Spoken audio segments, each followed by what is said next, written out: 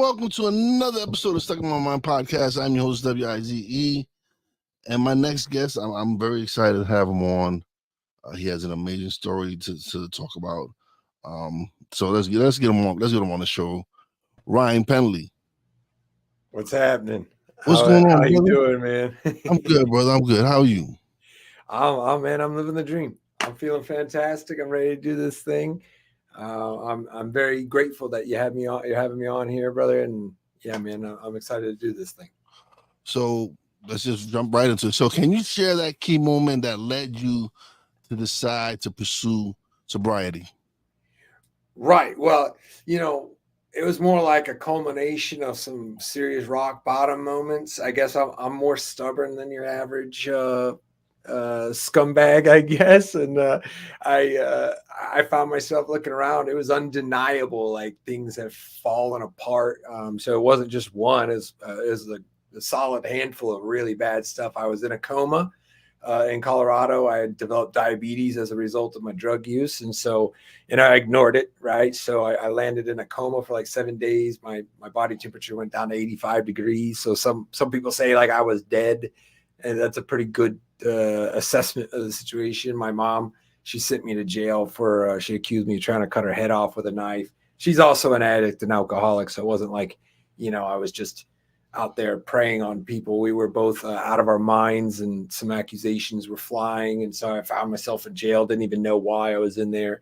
For the record, I didn't try to cut her head off, but hey, it's, I was guilty of not being able to like defend myself, as far as the accusations go. And so there I am, I'm in jail. So I was homeless for a while. Right. I'm checking off all these boxes of like, yeah, my life went to complete and shambles. And so usually, if you can write, near death, jail, homelessness, broke, lonely. Yeah, that was me, man. Wow. So what was life like before you hit rock bottom, and how did it influence your journey? Yeah, I would say, before, like, for instance, I lived in Las Vegas 11 years. And so that whole 11 years, it wasn't like the movie The Hangover, right? Like there were some serious solid times. Like I had done well. I was drinking and kind of partying lightly, like pretty much the whole time, but I was still what you'd call functional. So it wasn't all bad. I had a decent job, had a good amount of money. And I would say like, um, when I started really compiling the like opiate use with the alcohol and things started not going as good for me. Like I broke my leg. There's a few little circumstances that kind of put some fuel in the fire. So it's kind of like the addiction alcoholism was like this smoldering kind of a, low burning fire. And then, a few events kind of added some gasoline to that thing. And then before I knew it, many years had passed, and like I had said, I started doing an inventory, and I'm like, damn, this is out of control. But that time in Las Vegas wasn't all like awful. I was still had an all right life, but I think that for most people that find themselves in the grips of addiction and alcoholism, you don't see it coming, or at least you're willfully ignore it, right? I was willfully blind. I chose not to pay attention to all the signs and until there was no denying it. And so that's what ended up happening. Okay. What were some of the biggest challenges you faced during your recovery journey? Like, what are some of the things that have gotten in your way, kind of set you back? Right. Well, I mean, I was actually just talking about this today, is that I wasn't fully committed the whole time. Looking back, people, when they, I tell people I was like in the hospital, I was in a coma and things like that. They assume they're like, oh, damn, well, that happened. And then you were like, I'm going to do it. I'm going to get sober and I'm going to, I'm going to turn my life around. it didn't really, like, I would say it, I would say it to people, but I wasn't committed. Like internally, my heart wasn't set on it, and that was a big thing. I would say the words, but the emotion, the feeling, the connection to the decision, it wasn't there. And now, if you fast forward, when I did make the decision, this is kind of an insult to injury kind of a scenario. Like, I did make the decision, and then I couldn't figure it out. Right. So the question was like, what are some of the pitfalls, um, and some of the challenges? And I can say, like, there was a large portion of the journey where I was like desperate. I wanted help. I couldn't get it. I had People had turned their backs on me, and rightfully so. It wasn't like they turned their backs on me for no damn reason. It was, I had pushed them away. So I lacked a lot of resources there. I'd ran out of options.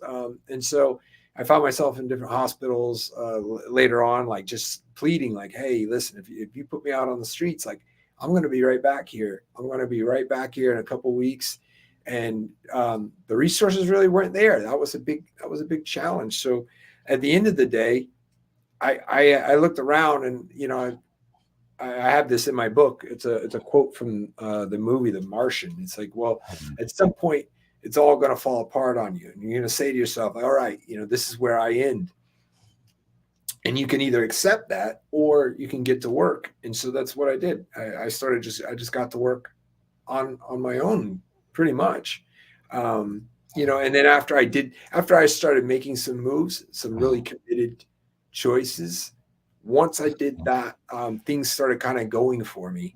Um, but at the time, in the trenches, like day by day, Yeah. it was hard to find that evidence. Okay.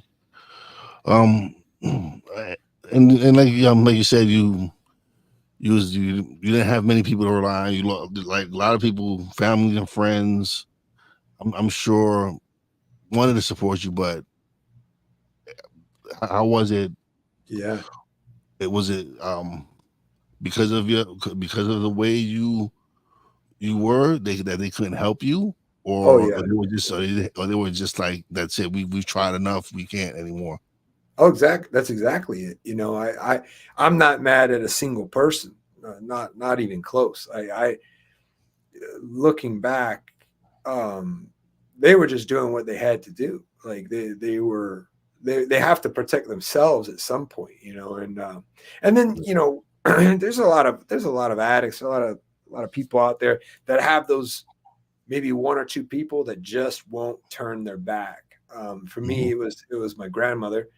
She was elderly, and she didn't really get to see me become sober. I was almost there, really. I was like, and she had passed, but she just wouldn't say no. Now, she wouldn't give me money. She wouldn't, she had drawn some boundaries for herself, but at the end of the day, she always picked up the phone. She always made sure I had some food and things like that. But the majority of people are just like, hey, I'm out of here, man. Like, I'm not picking up your phone call. No, you can't stay here. And and if I'm around, it's like, hey, what can I expect out of you? If you're around my kids, like, are you gonna do this or that? Or, like, do I have to worry? Is it, they weren't doing this because they hated me, or they were saying these things and being that way because I had pushed them to the limit. Okay. So, yeah, I mean, it's people have to, like, now, I understand, like, in the moment, sometimes, like, oh, well, why won't you help me? It's only $20 or whatever it is that you asked for. But, people in the scenario like mine, I was lying most of the time when I was asking for help. So it was hard. It was definitely hard. So, what inspired you to write your debut book, Man Up, Sober Up? Yeah, it's well, I believe, actually, people, any human, a lot of times we're dealing with, like, the same kind of problems. There's so many of us that there's a good chunk that have probably ran into the same thing that you're having a hard problem with. And I think that any of us, like, we run into these challenges. There's a strong chance there's other humans and other people out there are experiencing the same thing. So I think that when we as people we find some success with something that's hard, like alcoholism, drug addiction, things like that. I think it's our duty, it's our responsibility to reach back, kind of help people that are in the circumstances that you're familiar with. And so I once I started gaining some clarity and sobriety, and I started asking myself, and I think a lot of people that go down a sobriety journey, they start to wonder about another level, another purpose, something else. It's like, okay, you're not scratching and clawing every day to stay sober. You probably have to do that at first, but I think it's natural to like say, okay, well, now I want to sponsor somebody else. I want to help somebody else. And so the book is my attempt at doing what I consider my responsibility and offering what I found as solutions. Now, will it work for everybody? Not likely. However, it's my best effort, and so that's what it is. That's that book is what I had. Now I can say this. It's my first book, like you had mentioned.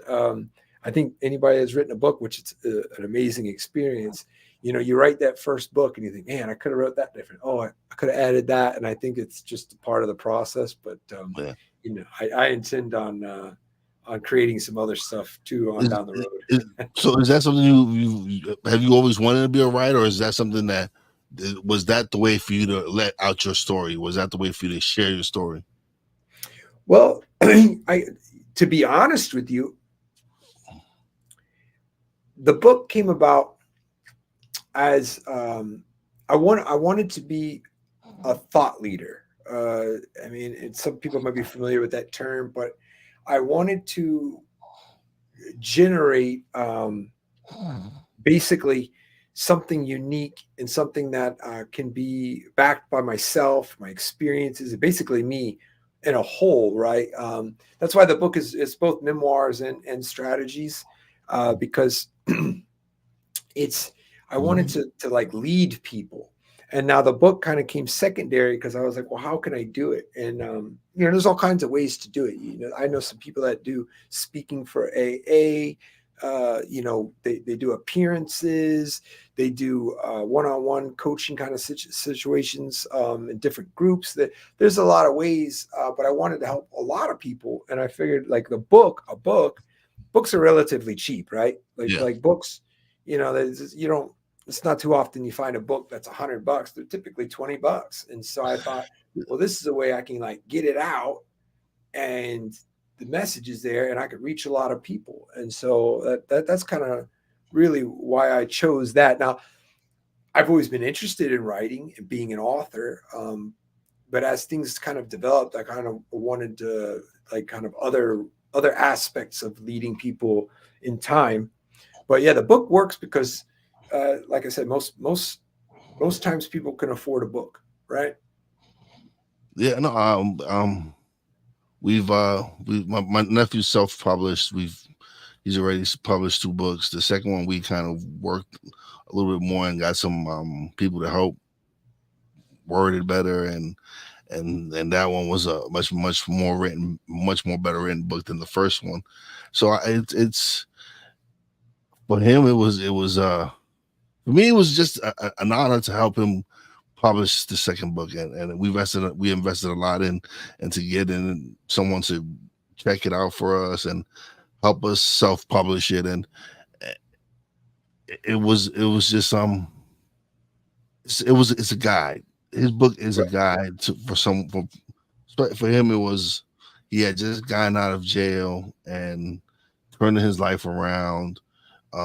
He's been on his last few years. He started his own business, and he's just been just living those principles of that book.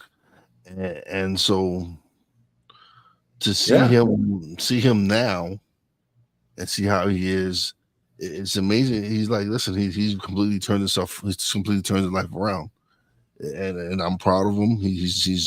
He's hardworking. He's trying to get his company off the ground, and so to see where he's at now is an amazing thing.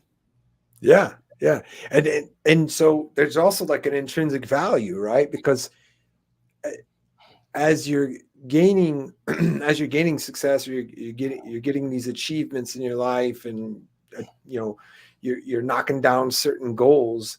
um I think it's natural for us to kind of like want to like share it with like-minded people, and then also like say, hey, guess what, this worked for me, like. And so I think that process is just, I think it's embedded in us like as humans. I think there's a certain kind of like I said, intrinsic value. It's a value that's inside of us, that's, of course, money can kind of come along with it too, and that's great. But there's also another value that's created when you're kind of sharing your blueprint. If he's sharing his blueprint, like, and he's like, hey man, guess what, like, this is what I did. And it almost feels like the best to just be honest about it. Like it's Yeah, just, it's, I don't know, it's like, it's a great experience, a great process. yeah. No, Writing. it What did is. he say about writing the book? Did he say, like, did he say it Uh, was amazing? um, for him, it's been it was his therapy. Okay. It was his therapy for him. Um, Especially the second one. The first one was more uh it was his way of getting into writing, but the Right. second one was more therapeutic for him, and like I said, he kind of lives by those principles now. And, and this but also I've had a brother who was a few months older than me. It's crazy because my dad was a Rolling Stone, so he had quite a few. He got around a little. So I had a Right. brother Right. who's I'm I was born in July. He was born in March. So he we kind of lost touch with each other, and through the years he had battled addiction. He just and they had helped got him as a therapy quite a few times. And then after we reunited again, a couple of years after my dad died, he uh he passed away. Mm. And it was because he got back into drugs, and he got a bad batch, and and it was just a hot shot, and it was right then and there. He just it got him. So Right. we Right. Right. I know the struggles of people going through addiction, who, because he been for years, he battled for many years this addiction, and it got the better of him. So it's not so when it comes to stuff like this, it's important to me because I've experienced it in my life. I've seen it firsthand, what it can do to families, and what it can do to someone who's so young. He was still in his early 40s, Right. Right. and just to see him just not be able to beat his demons, and Right. see him go like that. It's not easy. No, is it? I not everybody makes it, man. No, And I would say that a lot of the times, the the statistics are against people that really have it, and they're in there. So I feel for people. I've had close people that I like. I just wonder, like, how I made it, they didn't, that kind of thing. I think sometimes it crosses my mind. It crosses my mind to say, well, why was it different? But we're all dealt like a different hand, and it's unfortunate your brother lost. You lost your brother, and he lost you, and but that's why I think that sticking together and kind of getting out and saying the right messages is so important. I think it's really important that we share the right thing. yeah, absolutely, man. It's absolutely something that's something that I is always going to be a part of me, and so that's why this topic when I saw you come up, and Yeah. it was something I could relate to. I'm like, yeah, this is something. I know what addiction is. I know what people go through and everything. So it's important that we share these stories. It's important that people see that yes, people struggle. People go down paths that they can bounce back from. That they can come Right. back from and turn their lives around. So you're Well, a great example of someone who's been able, and it's just it's not easy because it's a struggle every day. Like right. it's you struggle with addiction every day. This isn't something that is you're just not addicted anymore. You're always going to be an addict. Right. That's how it is because this is just something that you're struggling with every day. Yeah. And well, first of all, thank you for your kind words. As you said some nice things there about myself, and I appreciate that. And so, what you said about people knowing that it can happen, that's a real thing. You get so damn deep in there, you don't think that it's a possibility. And even seeing somebody as like, oh, well, that person did it, you can still very easily not believe it. You can still very easily think it's not possible for you. Oh, well, it's not possible for me. And that's so common, man. Oh, it's so common. It's like, well, yeah, I know that some people get clean, but I can't. And that's them speaking into the universe that's their belief. They don't believe that they can. And man, if we can turn that corner, if a person who's in there and they're addicted to something, if they can turn that corner and start to believe that they can do it, man, that's a big day. That's a big day. It's not all of the work. That's not all of the work. That's not all you have to do, but it's a damn big turning point. I'll tell you that. Yeah, definitely is. So what are some strategies you use to maintain your sobriety on a daily basis? Right. Yeah. I mean, that's a great question, man. Well, and it also ties into what you had said. Like I'm an addict every day, through and through. I However, I learned a few things about myself, and moderation, that's not my thing.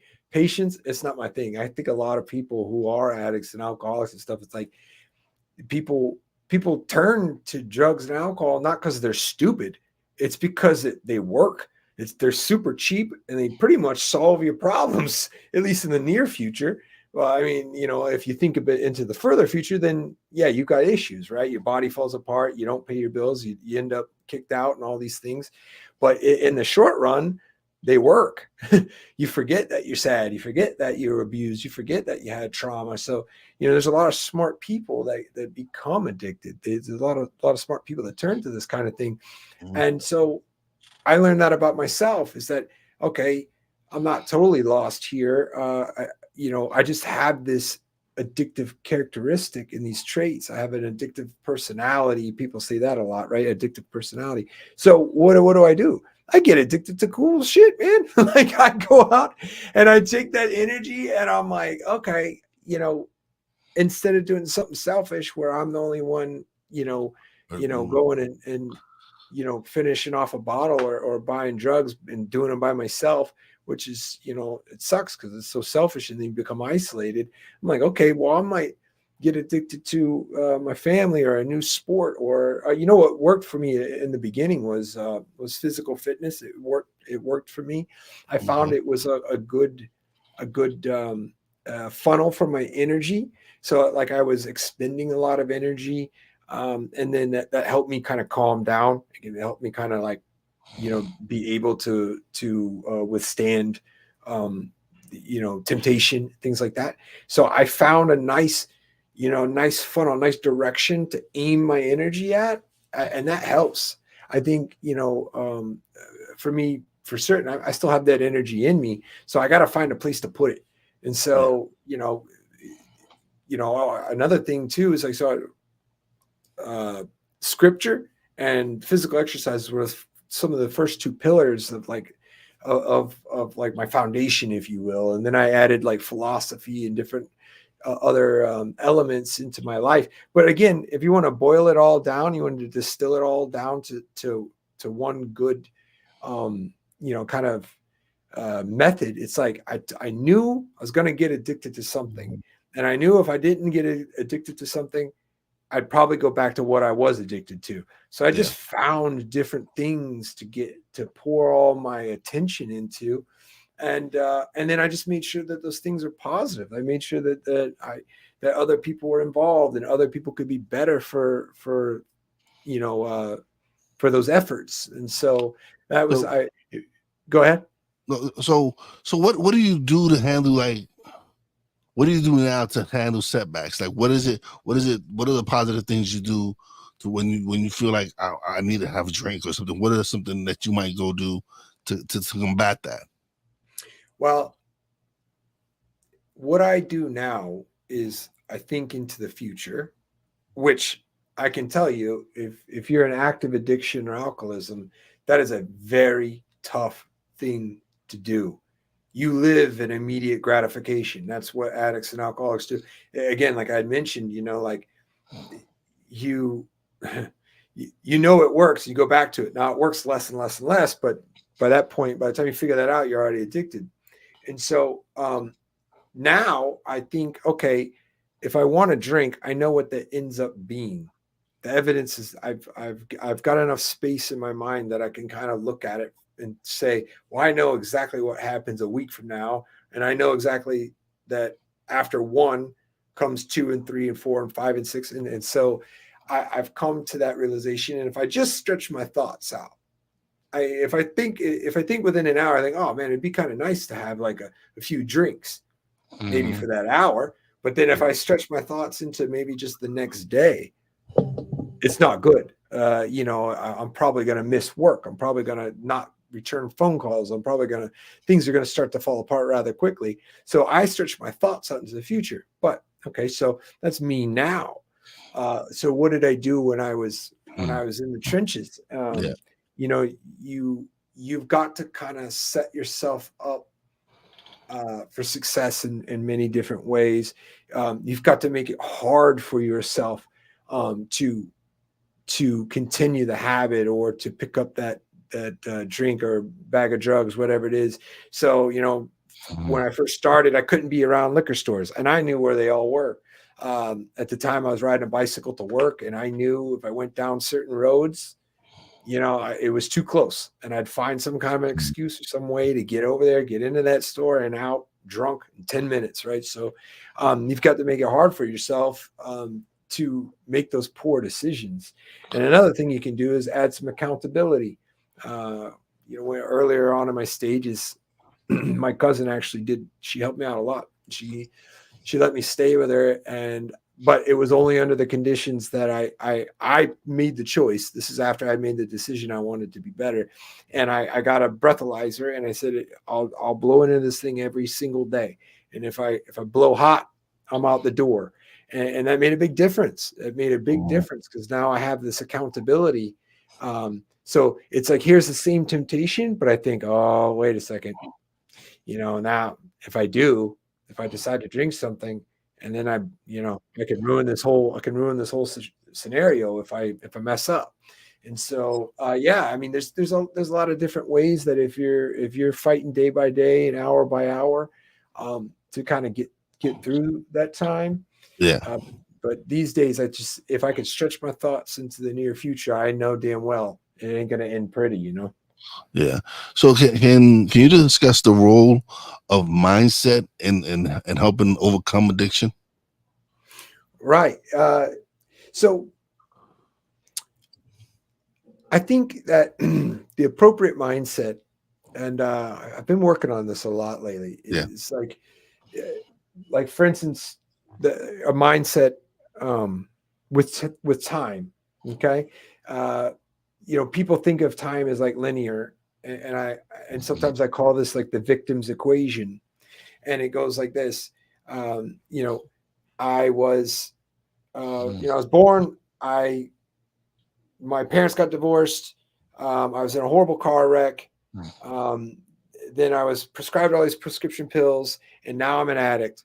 And it could go, all kinds of sorts of ways. Like I was abused, I was abandoned, Then I got kicked out of school, and then that's why I am who I am now.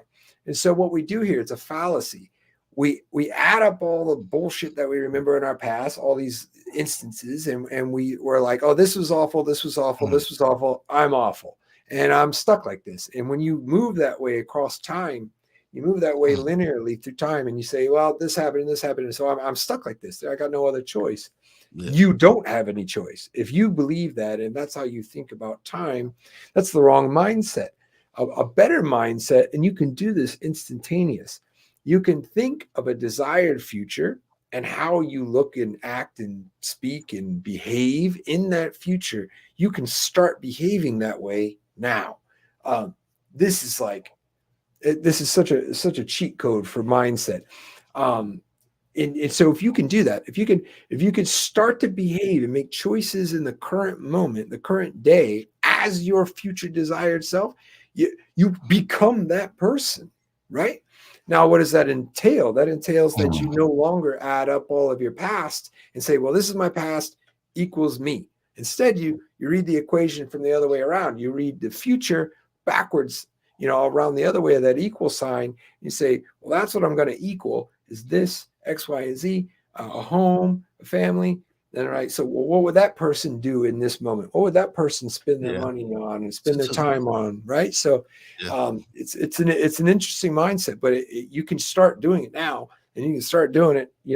Uh, I would say relatively easy. And you start to see changes quickly too. No, you're absolutely right. It is a mindset where you have to really focus on how you want to say, like, this is how I'm going to do it, this is how it's going to happen, and make it happen.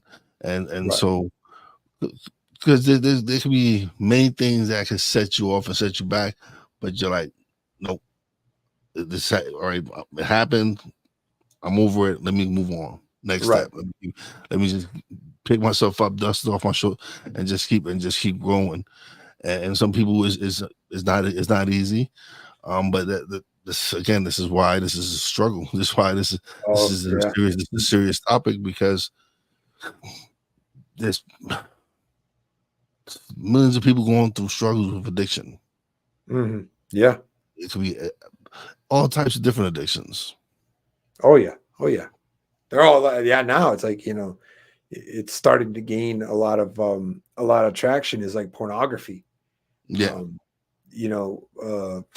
there's people foregoing relationships with other people because they have all the fantasy and at the touch of a button on their phone in front of them all day. So it's I've heard a lot of attention in the realm of addiction to pornography lately, and I think that there's some truth in that. I feel like there's some people struggling with that out there. definitely. Yeah, oh, definitely. There's people struggling with it out there. What role does self care play in your life now compared to before your sobriety? Right. Well, I mean, I had reached a couple. I mean, I had reached points in my life where self care was, it was out the window completely. It was like just self destruction, Yeah. with intention to self destroy Hmm. I was intending to destroy myself. And then nowadays, I, you know, I I spent so much time alone. I think that I got pretty good at observing myself. Uh, through a few different ways. I pray a lot. I meditate occasionally. I write all the time. I journal all the time. I find that I can really the self care really starts to take hold when I can gain a little bit of space from myself or from my Yeah. thoughts, and by writing it down for me, I'll write it and then read it maybe a few days later, maybe a week later, and man, it's such a powerful tool to kind of gain some objectivity of where I'm at in my life, and so when it comes to self care in that respect, that's mentally. that's the best tool that I have. Um, but other than that, like, I'm also diabetic, like I mentioned. That's how I ended up in that coma. I'm trying to like lean into some healthier habits and try to get that under control. And It, that's its it's own thing. it, it's oh it's so today I had my doctor's appointment, and I have been pre-diabetic for the past 5 years. So today I go to my appointment, and I haven't been feeling well lately. I'm going through some issues health wise, and dealing. I have a sleep apnea that I suffer from, Mhm, and mhm. I haven't been sleeping right because I don't have my CPAP machine. It's no Oh, longer working. So in order for me to get another one, I had to do a sleep study because it had been over 5 years since my previous one. So in order for me to get one prescribed, I had to do the sleep study. Monday, I'll see the pulmonary doctor and get his results and everything. But but today I was officially announced. My doctor said it's official. You're diabetic, ooh, and he says, good. but we can work on it and get you. I'm gonna prescribe you metformin, but I'm also gonna get you something else to help you lose the weight, to like bring down the weight. And in 6 weeks, my goal is to help you bring down the weight. So maybe hopefully you won't need to make metformin and you won't need to be taking diabetics. She said, but every day now today was the first time I had to prick my finger and Oh, and take my reading, but it wasn't so bad. right. Like my wife is diabetic. She's been diabetic for years, Oh, okay. and she's an emotional diabetic, which is even worse for her. Like Oh, wow. she suffered, like she just heard that her sometimes her readings are just through the roof with her. And with me, mine was 166, which wasn't so bad. This and hers was like when she took hers to help me because she's the one who was showing me how to use everything, and hers was almost 300. Yeah, And right. and so I'm like, whew. She's like, so she's like, you don't want to get this far. She's like, so we really need to help you really start losing this weight, getting down, and it's again, it's gonna be a lifestyle change, but Oh, yeah. I have to do it. This is something that's um it's genetics. It's from my father's side, it was very rampant in his side of the family, to the point where my aunt had her leg amputated and all this. So I really do need to take this serious Oh, yeah. and really shift shift my train of thought and really, it's like I said, it's going to be a lifestyle change. Yeah. Yeah. And man, I think after like some time, like pricking your finger and everything, man, I know that it gets on it would get on my nerves, and I would go without it. And man, it's, you got to make the moves, and you're at a place now where you can make some moves and get in front of this thing.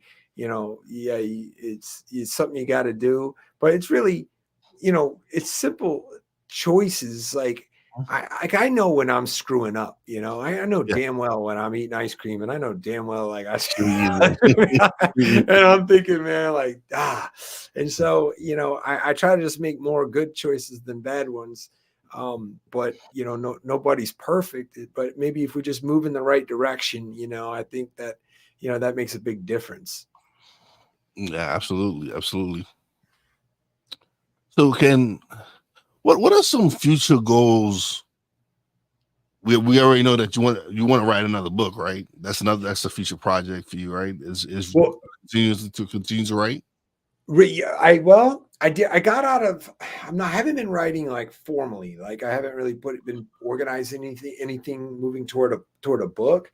Yeah, I write every day, but it's not. Again, when you have a book on the other end of your efforts, it's a whole other process. But I've been working on a program that I think. I mean, I'm gunning for the 15th of this month. It's gonna be my premiere program called Sober to Super. Yeah, it's not live, so I think maybe by the time well, I'm just hoping that the 15th is going to be when I do have it live. And it's basically just a video course that I'm creating to try. It's actually a lot of mindset, to be honest with you, man. Like what I had just mentioned about time, that's a big pillar of my program, because I think people get stuck. That's a big hurdle for a lot of people, is that like, well, I can't get better because of this happening to me in the past. And so they stay tethered to that circumstance, so I guess a long story longer for the answer to your question. Like, I've got a program coming out called Sober to Super. That's what I've got going on in the future. It should be live on my website on the 15th of July, and it's ryanpenley.org. And so I'm just making. Oh yeah, hold on. Say you're about to get that solo screen where you get the plug away and everything. I started coming out, man. Yeah. But you're about to handle that. You're about to get. Matter of fact, let's just take care of that right now. Yeah, that's all right. Yeah, man. I mean, that's there you go. So it's called Sober to Super. You can find it on ryanpenley.org after the 15th of this month. But but that's what I got working in the midst now for people that I believe I can lend a hand to. So that's what I've got going on in the near future. But if you want to talk about like on a personal level, I just had a newborn baby, so that's pretty much my whole. Yeah, 3 months in. So my first child. So I am, the dust. Thank you. The dust still hasn't settled yet, but it's been an adventure nonetheless. Awesome, man. This has been wonderful talking to you, brother. Continue to do what you're doing, man. If I can help you with anything, reach out to me. Let me know. Just keep doing what you're doing. I would love to definitely have you come back on and discuss the program once it's launched, and you can share more information about it. Yeah. Just continue to do you, brother, and keep shining bright, man. This is an important path that you've chosen, because people need to hear about this. There's still people struggling with addictions, people still struggling with alcoholism and everything. So definitely continue to do this and help as many people as possible. That's the goal, my friend. That's the goal. No, that's what it is, man.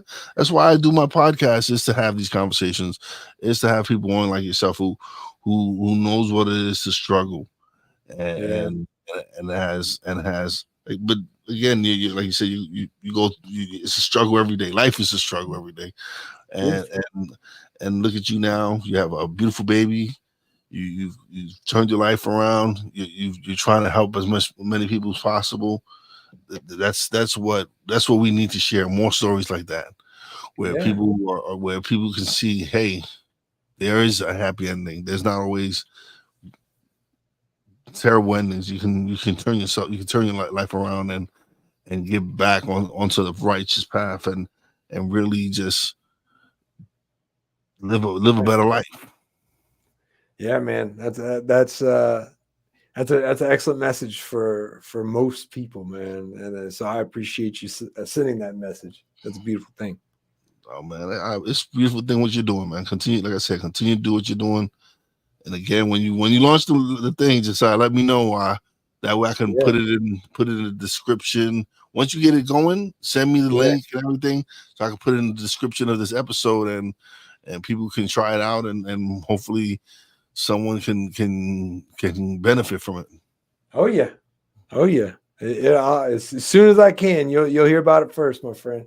Awesome. But don't leave just yet. Let me close out the show, and we can shout a little bit off the air. But thank you once again. It's been wonderful chatting with you, and continue to do what you're doing, brother. You're helping and inspiring so many people out there. Just continue to do that.